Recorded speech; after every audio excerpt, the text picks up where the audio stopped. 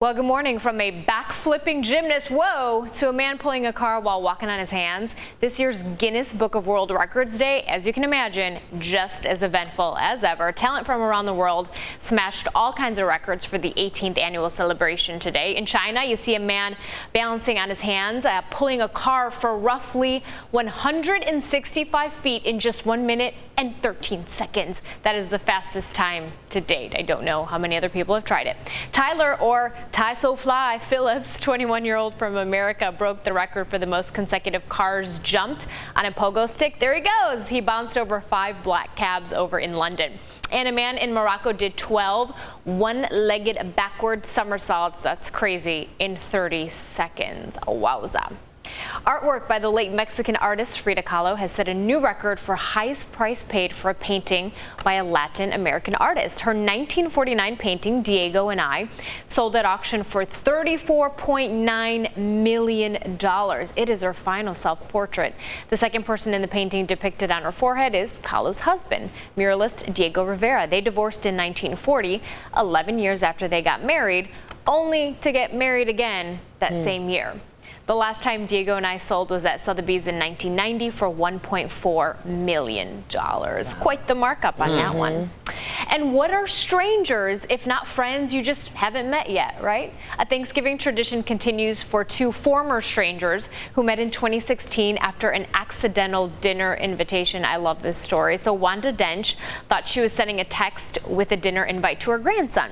Turns out he changed his number. Jamal Hinton, some random person, got the message instead. The two figured out the mistake and then sent each other selfies. Jamal said, "Hey, can I still come over for Thanksgiving? She's over in Mesa, Arizona." Wanda replied, "Yes, you can. That's what grandmas do, feed everyone." So ever since then, they've been getting together. So that's 6 years that these strangers, now friends, have made this celebration. Jamal posts about their Thanksgiving get-togethers every year.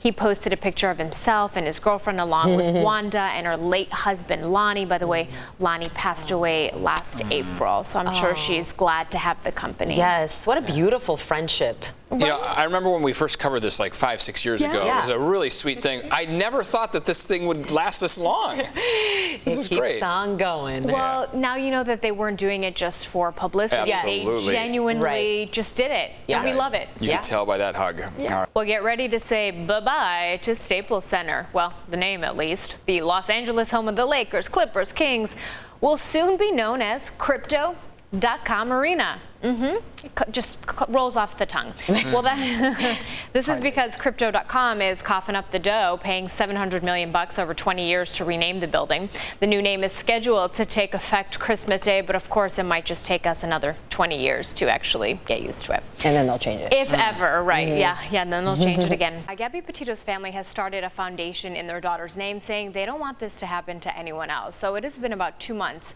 since Gabby's body was found in Wyoming. Now, the Gabby Petito Foundation will aim to help organizations try to find missing people, as well as help victims of domestic violence. Gabby was on a cross-country road trip with her fiance, Brian Laundrie.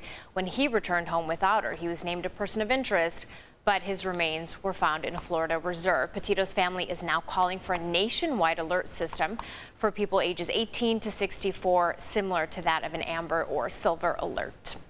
Starting today, you can now stream music for free on Tidal. The company is adding a free tier option to try and keep up with some of their competitors, you know, Spotify, Apple Music. There will be ads on the free version, of course. There's also a hi-fi plan for $10 and hi-fi plus for $20, which promises better audio quality. There's also some new features on the highest tier meant to help artists with direct artist payments. Meanwhile, over here in California, a woman decided to cozy up to a 200-pound alligator named Darth Gator.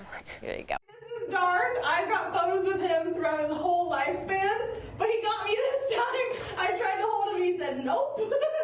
Where are you going, dude? Oh my gosh. Oh dear Lord, what happened? This is Darth. I've got photos with him. Well, that is Zookeeper Juliet Brewer cuddling up with the 8.5-long alligator over at the Reptile Zoo in Fountain Valley, California. Well, in case you blinked and missed it, look closely, Darth Gator tinkled. Can we even call that a tinkle? By Juliet, leaving her I would say a big surprise to clean up. By the way, obviously not everyone thinks this video is cute. A lot of people saying this is a little dangerous, Juliet. That was my initial reaction, Jenny. I'm like, yeah, I know, it's not like a fun, cuddly video. That's an alligator, lady. Wait, is the gator's mouth taped? No. I'm not sure. No, I don't know. That looks dangerous to me. I did look up at the CDC. There are facts, and normally they say, oh, there's only about 1 fatality a year from alligators, but still, that is a chance that I don't know if I'd be willing to take. I'm with